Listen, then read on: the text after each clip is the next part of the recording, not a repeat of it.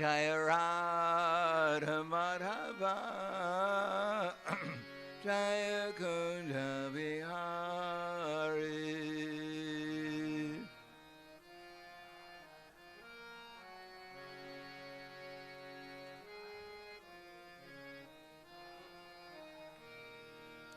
Jaya Radha Madhava Jaya Kunja Vihari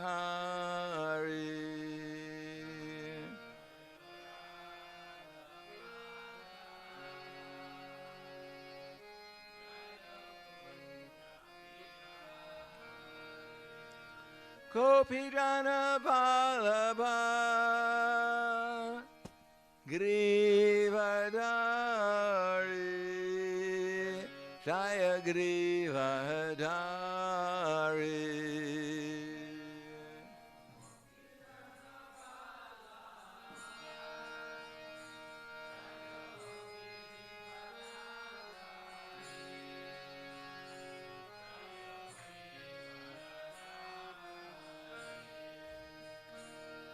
Kopidana Vallabha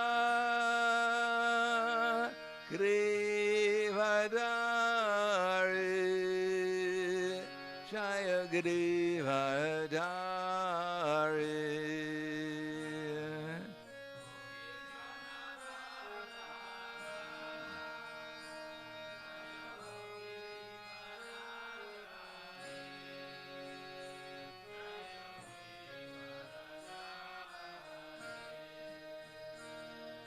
Kopidana Vallabha Grivadari Jaya Grivadari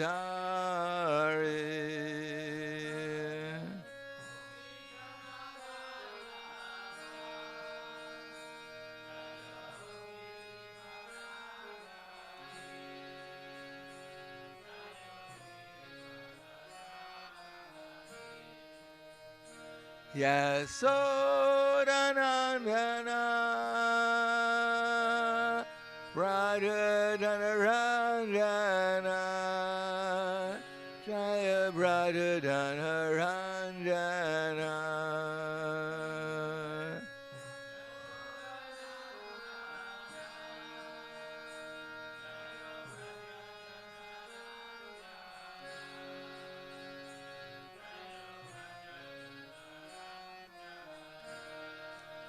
Yasodanandana Prahladananda Jaya Prahladananda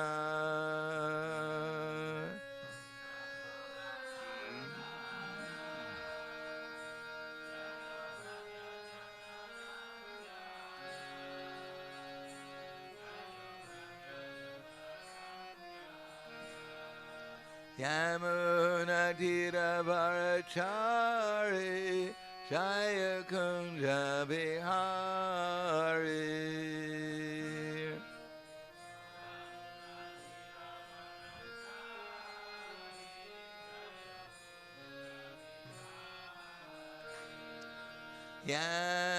Yamuna Tiravarachari Jaya Kunja Vihari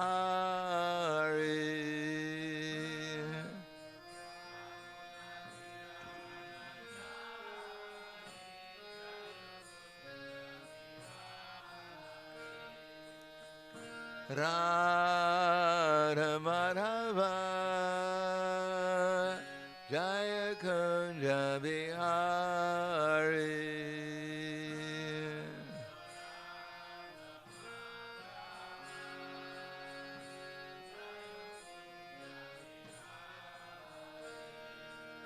Jaya Radha Madhava Jaya Kunja Vihari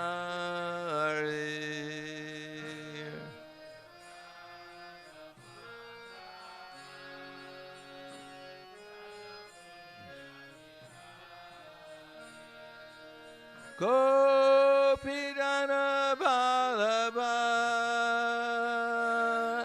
Grivadari, Jaya Grivadari.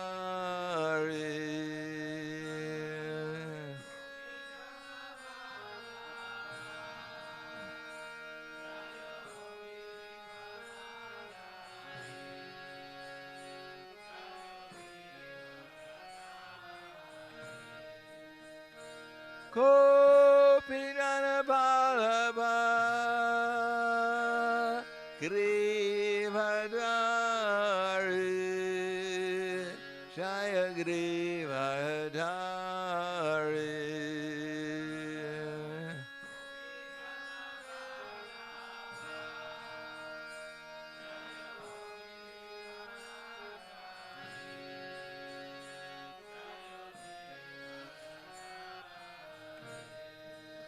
Yasodanandana Raja Janaranjana Jaya Brata Janaranjana.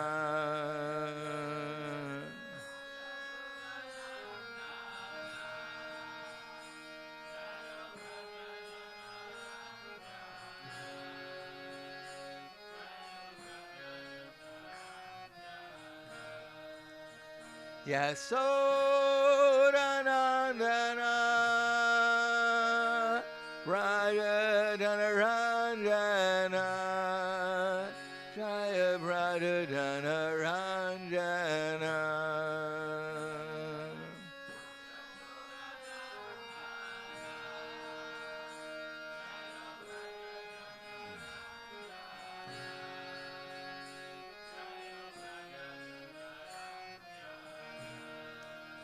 Yamuna Tira Varachari Jaya Kunja Bihari.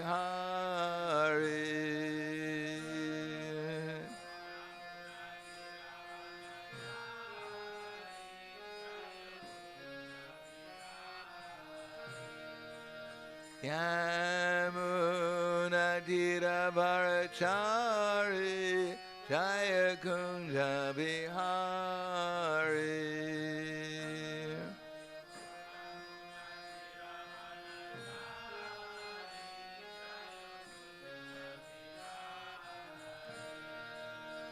Radha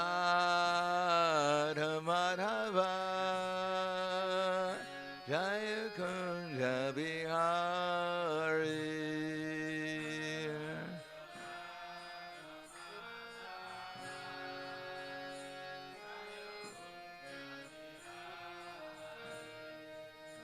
Jaya Radha Madhava Jaya Kunja Bihari.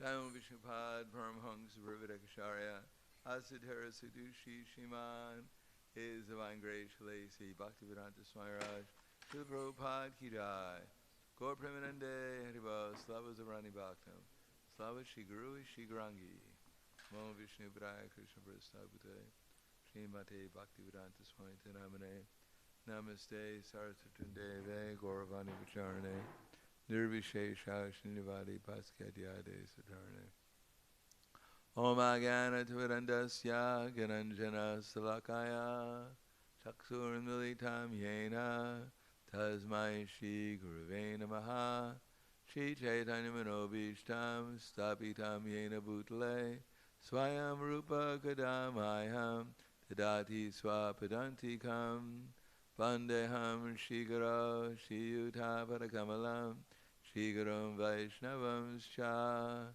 Shri Rupam Sagrajatam Sahagana Raghunatam Vitam Tam Sajivam Sadvaitam Sabadhutam Vrijana Saitam Krishna Chaitanya Devam Shri Radha Krishna Padan Sahagana Lalita Shri Vasakan Vitam Scha Hey Krishna Karna Sindho Dinabandho Jagatpate Gopesha Gopika Kanta Radha Kanta Namostute Tapta Kanchena Gaurangi Radhe Vrindavaneshwari Prishubhanu Sudha Devi Pranamami Hari Priye Vanchakapa Trubhyascha Kripa Sindhuvyevacha Patitanam Pavanebhyo Vaishnavebhyo Namo Namaha Shri Krishna Chaitanya Pranityananda Shri Advaita Gadadhar Shivasati Gaura Bhaktivinoda Hare Krishna Krishna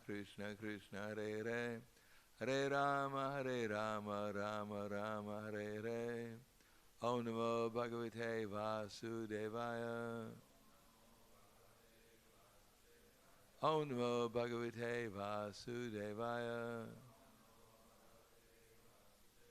Om Namo Bhagavate Vasudevaya Srimad-Bhagavatam, Canto 10, Chapter 4, The Atrocities of King Kamsa, text number 44, which has no purport, so we'll read just the translation.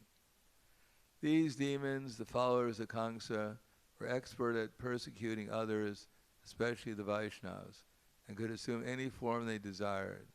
After giving these demons permission to go everywhere and persecute the saintly persons, Kamsa entered his palace. Text 45. Savai Raja Prakritas Yas.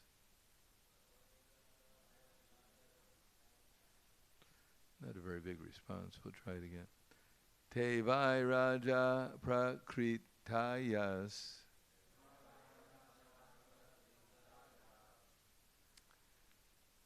Tamasa Muda Chetasaha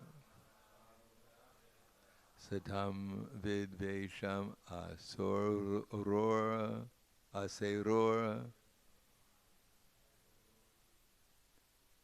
Arad Agata Rityava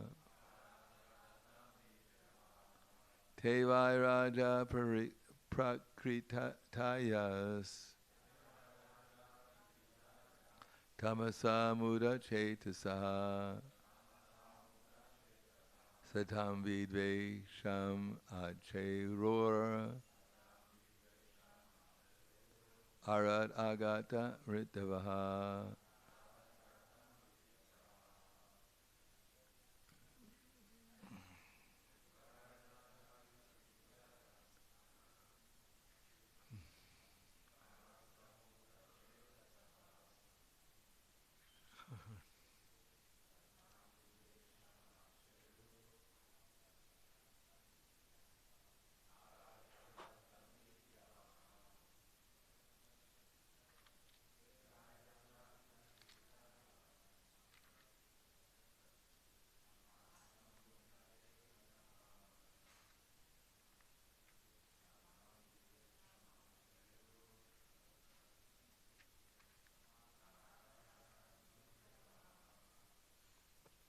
Mataji.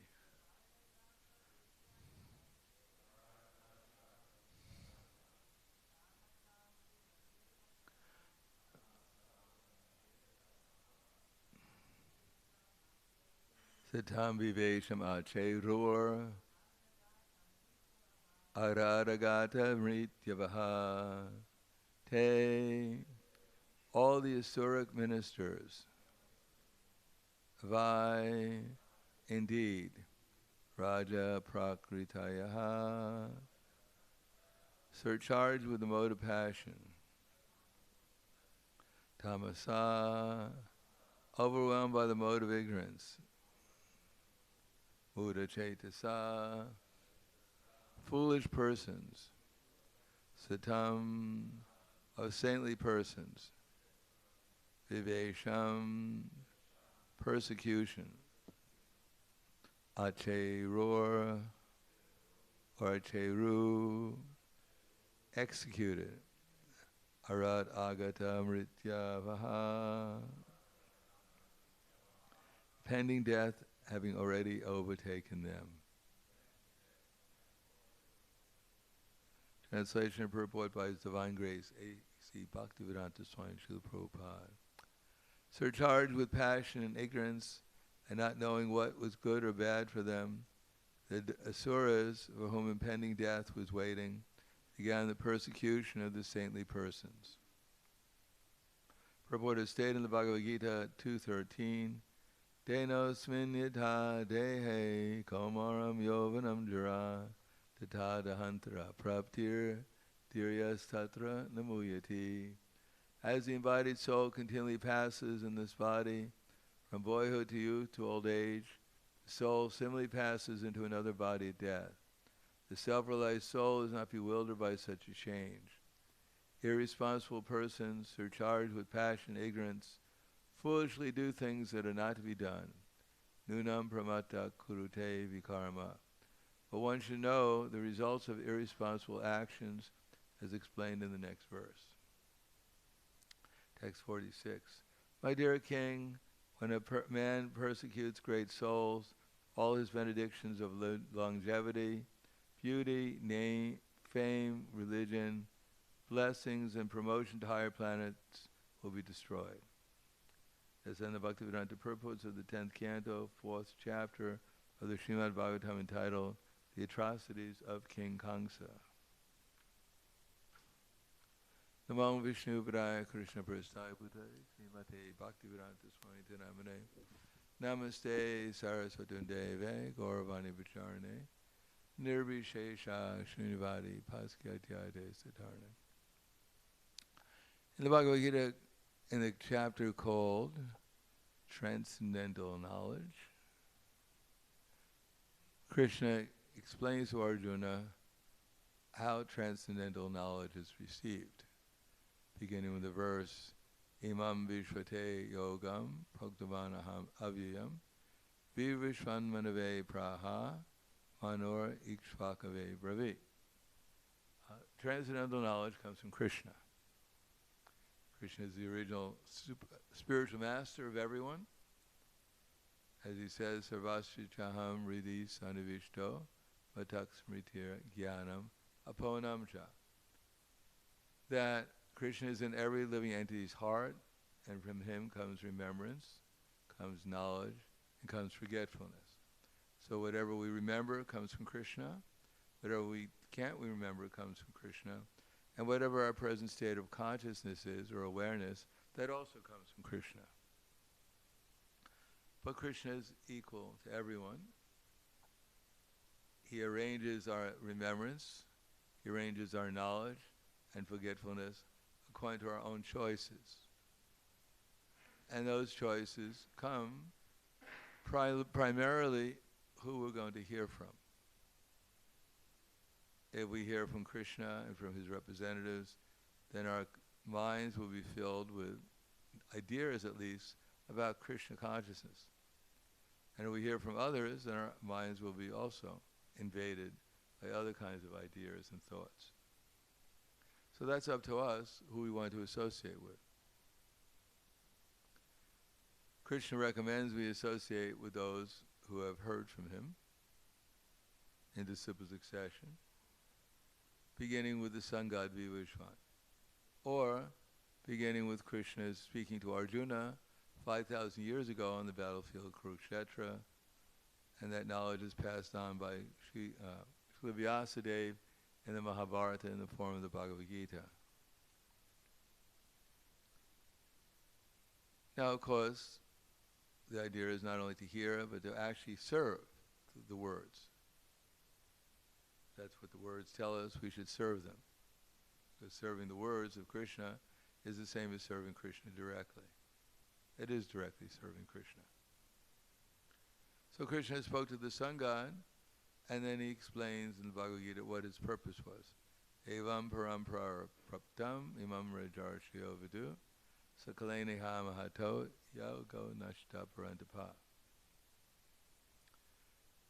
That this parampara of one person speaking to the other about what Krishna has said is a means of hearing Krishna's message externally.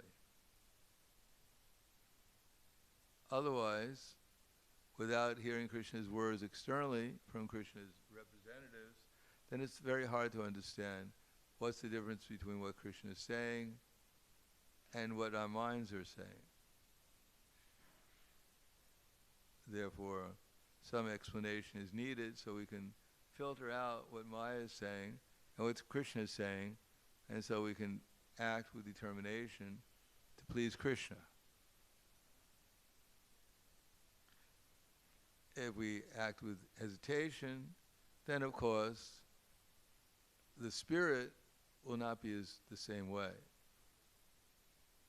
Of course, we should think carefully about what to do, but if we know what to do and we don't do it because we have some other ideas, then that will not be very devotional. Therefore, Krishna says, evam, what is that? Saketimam sarai.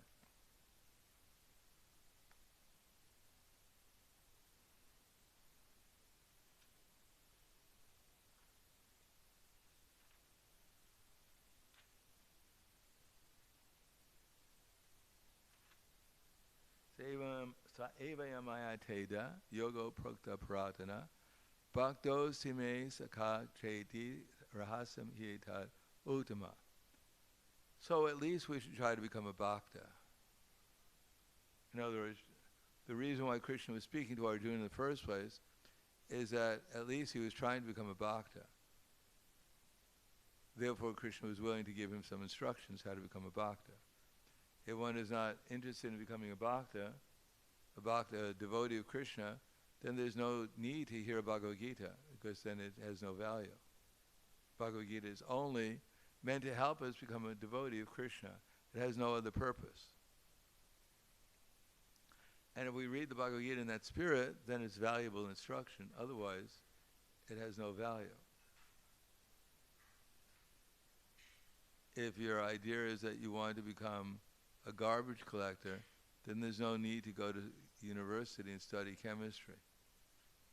You'll find out the chemistry quick enough about the garbage you're collecting. That one should go and learn something if it has some relevance to the activity that one is going to perform.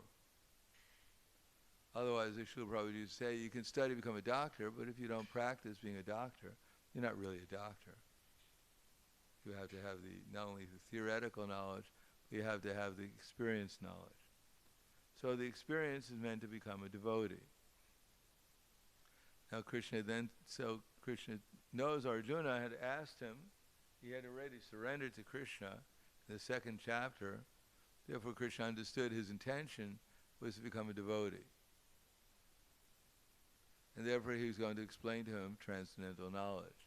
Ajopi san naviyatma bhutanam ishvaropi san prakritim swam adishtaya sambhavami maya. That although I'm unborn, Krishna says, my transcendental body never deteriorates, and although I am the Lord of all creatures, all sentient beings, I still appear in every millennium. So here Krishna is saying he's eternal. He was already told Arjuna that in the second chapter. We're all eternal. So the question is why he's coming. He's obviously not coming to become liberated, because he's already liberated. So he says, Yada yada hi dharmasya glanir bhavati bharata abhyutanam adharmasya tadatmanam shrijamyaham. Whenever there's a rise of irreligion, in other words, it's not only Krishna's message that's being distributed. Previously, when they had the printing press in Sweden, the Gothenburg printing press, the first things that they print were Bibles. Before that, everything was handwritten. And it wasn't a big printing. They only could print a few at a time. But there was no competing information either. Practically, I'm sure there was competing information. There was a lot of competing. But in terms of things that were written, generally speaking, the only thing that people bothered to write, besides small poems or whatever it was, the major book was always the Bible, in the Western world at least. And in India, there were books, but they were not widely distributed either. Only the Brahmins would get those books. People in general, they just learned how to cultivate the field, if there were vaishyas, protect the cows, etc. There's no need for elaborate education, because if you could get milk and nice food, then you didn't really have to become a scholar on some kind of fantastic thing, how many quarks fit into an atom. It has no real value. If you even know how many quarks fit into an atom, still you have to get something to eat. Still you need a bed to sleep on. This knowledge has no real practical value. You can't go on a diet for quarks. I found out there were 5 billion quarks in an atom. I think I'll only take 3 billion today. That has no meaning. It has no value, really. So then the real knowledge is knowledge of how to be religious. And in the absence of that, one automatically has knowledge of how to become sense gratification. The Shudras, everyone is born Shudra, everyone knows from birth how to eat and how to sleep. Sex life doesn't require elaborate education. It doesn't require studying Freud. And similarly, defense, everyone can defend in their own way. It's like every year they come out with a new tank with more protection. And then their opponents come out with another tank which overrides the protection. And the next year they come up with more protection and a bigger gun to override the other person's protection. So that way they're spending billions of dollars competing with each other, ever ending, to make an improvement, simply to try to kill each other. Previously, people used to take a rock and smash the opponent on the head. It didn't cost very much. There were plenty of rocks around. It was economically viable. And the rest of the energy was meant to get good food and happy relationships. Just a few people picked up rocks and smashed people on the head with. But the same thing was accomplished. You killed people that way. But now they have to spend billions and billions of dollars and euros to kill someone. It's a very expensive project. But you get the same accomplishment if you just hit them with a rock.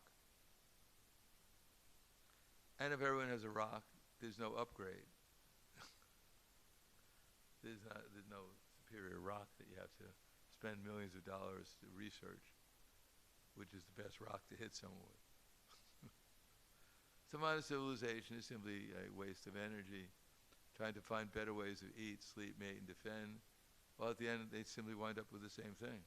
If you get killed by an atomic bomb, you're as dead as if you're killed by a rock. It's not that I got killed by an atomic bomb, and therefore I feel much better than if I was killed by a rock. I was killed scientifically, so.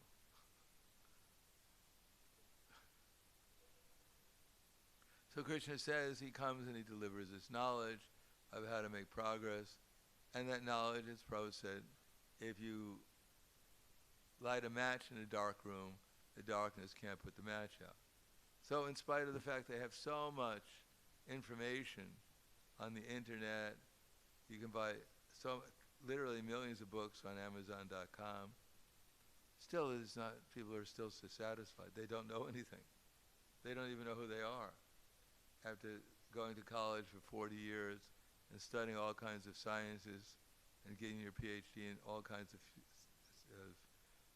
spheres of knowledge, still one doesn't even know he's not the body. So he's in ignorance.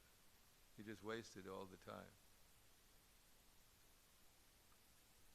But if one reads Bhagavad Gita and understands that we're not this body, we're eternal, as explained here, then that surpasses all the other 40 or 3 billion years of studying nescience. Because, as it says in the Upanishad, knowledge, practical knowledge, has some value also in the material world. For instance, we may study how to filter water so all the chemicals that they put into it are minimized. So that's material knowledge, but it has some association with spiritual knowledge, because if we're dead, it's very hard to hear Bhagavad Gita. Therefore, we have to utilize some knowledge for our health at least.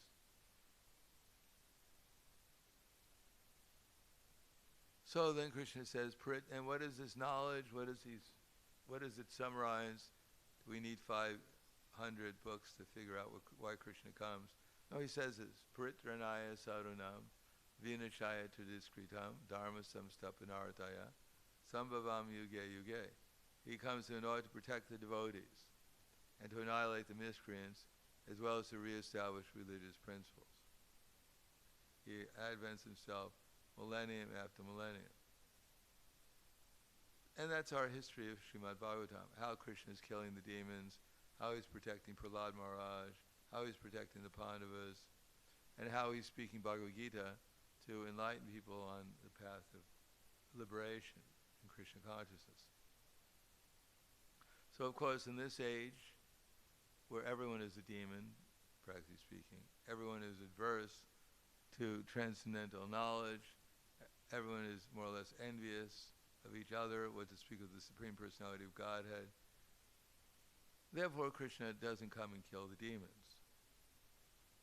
Because according to the estimation of the Bhagavatam, the demons are already dead. Their consciousness is so low, they might as well be dead. So instead he comes to wake up the souls, annihilate their demoniac mentality, and to revive their original spiritual consciousness, to make them into devotees. And the service in this age is not killing demons like Arjuna did by shooting arrows into them. It's shooting transcendental vibrations into people's ears, so they wake up the soul. So that's the main. Other than that, people are engaged. We can see the demons in the Krishna Leela, they live for hundreds of years. And the demons nowadays, we're only living, if you live for 70, 80 years, you're considered to be old. That was probably you were ready to go to school when you were 70, 80 years, the previous ages, in their ages, in their timeline. Why? Because people are sinful. They're committing so many offenses against each other, against the Supreme Personality of Godhead. Therefore, we can see that's why the duration of life has been greatly reduced. And because they're sinful, we can see, therefore, the air is contaminated, the water is contaminated, the food's contaminated, our consciousness is contaminated. Therefore, we can't live very long. Everything is unfavorable towards maintaining the body in a healthy condition. Luckily, at the end of Kali Yuga, when everyone is practically reduced to the size of a pygmy, if you're half a meter tall, you're eligible for the you're a center in the professional basketball player.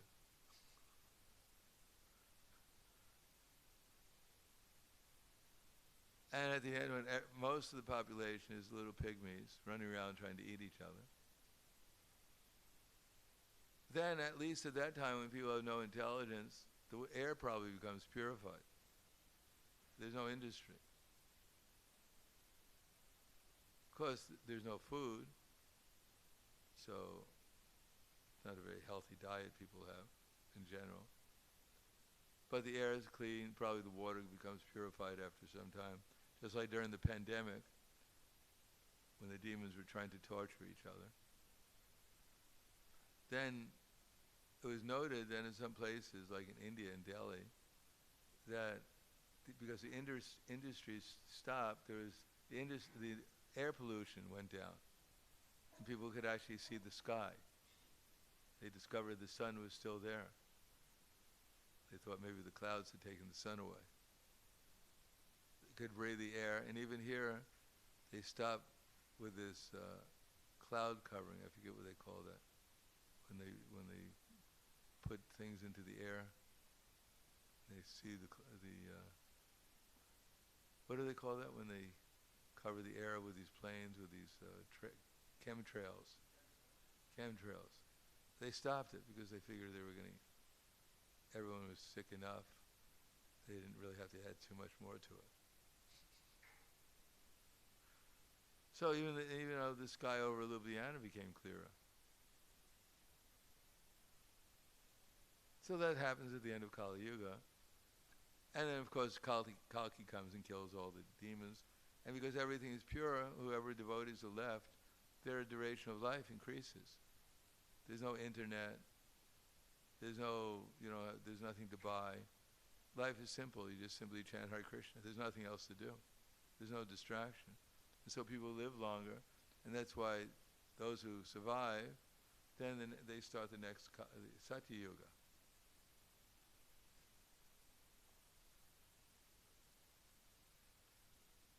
And here we find that the demons are interested in killing Krishna. They're interested in killing Krishna's devotees. And therefore, their whole activities are demoniac, unhealthy. I really seriously doubt whether... We know that Putana wasn't a vegetarian. We doubt whether any of them, Aghasura, well, he wasn't a vegetarian either. He even ate Krishna. Bakasura wasn't a vegetarian. He tried to swallow Krishna too. None of them were probably vegetarians. They didn't follow any principles. And because they were demons, their duration of life was shortened. Of course, they came and Krishna liberated them when he killed them. But it's not good to be a demon. Demon means not that you have two horns and a tail. Demon means you don't follow Krishna's instructions, even the basic ones. Like protecting cows, but here we find the demons, they want to kill the cows. But they're not the only demons 5,000 years ago wanted to kill cows. Now, the modern demons want to kill cows too. They claim that the problems we have is due to carbon emission, which are principally coming from the cows passing air. So all around Europe especially, they want to kill hundreds and thousands of cows so there's no more air pollution caused by the cows, and that will solve all our problems. There'll be a Satya Yuga based on killing mass slaughter of animals. But actually they're unintelligent. Adharma dharma itiva manyate tamasavritaha sarvatam viparitam scha buddhi sapartha tamasi. They don't know what's to be done or what's not to be done. As a matter of fact, they say what is to be done is not to be done, and they say what is not to be done, that's to be done. And therefore they're always striving in the wrong direction. Instead of increasing their happiness and their duration of life, they're torturing themselves and others and finding themselves more and more sick. The more money you have, the more you misuse it, then the more you wind up putting yourself and others into difficulty. Just like the demons. Therefore, there's lazy intelligent, there's active intelligent, there's active foolish, there's lazy foolish. So the best is the lazy intelligent, the Brahmins. They don't endlessly try to exploit the material world or control it. They do things that are necessary so they can concentrate on Krishna. And the worst are the active foolish, the Naradamas, who've gotten some intelligence enough to keep themselves active, but all their activities are detrimental for themselves and for others. At least if you're foolish and you can't do anything, you're more harmless. Just like the deer in the forest, they're foolish, but they can't do much harm. But the monkeys, they're active foolish. They go around causing mischief everywhere. So modern so-called educated people, they're actively foolish, and therefore they're creating havoc in society. There's even a proposal, now they want to block out the sun. People with money, they want to go all around the planet and put chemtrails everywhere so there will be no more sunlight, so there will be no more global warming. They've invented something called global warming out of their imagination, and now they want to counteract it by taking care of the emblem of health and vitality and energy, the sun. They want to block it out. So their intelligence has been taken away by illusion. Therefore, the conclusion is stand on Krishna's side rather than the demon's side, because even they give you so much adoration, they give you so much profit. Being a demon, it's going to be a waste of time.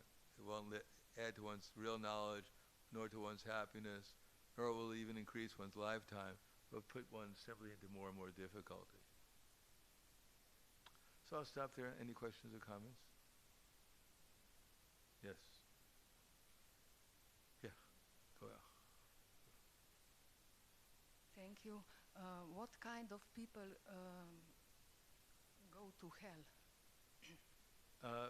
People who are not so nice.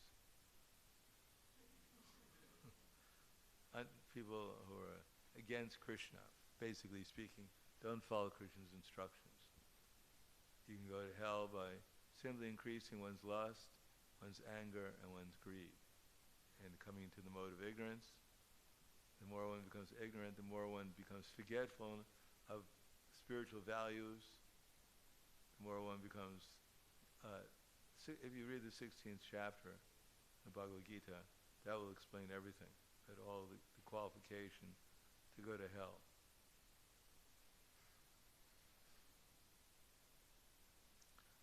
Just don't read Bhagavad Gita, especially. After you read the 16th chapter, if you're really someone's determined to go to hell, then they should just read the 16th chapter and cultivate exactly what Krishna tells them not to cultivate. Do the opposite of what Krishna says. Or take to the path that Krishna says will bring one to hell, and then one is sure to get there very quickly. Or as Prabhupada said when he was in London and he was being interviewed, they asked him, some reporters, can you please tell us what hell is? And Prabhupada said, London is hell. If you want to know what hell is. Anything else? Yes. Are you raising your hand, Lily? No. Anything else? Kuala, Grantaraj, srimad-bhagavatam ki jai, Srila Prabhupada ki jai, Gaur Premanande.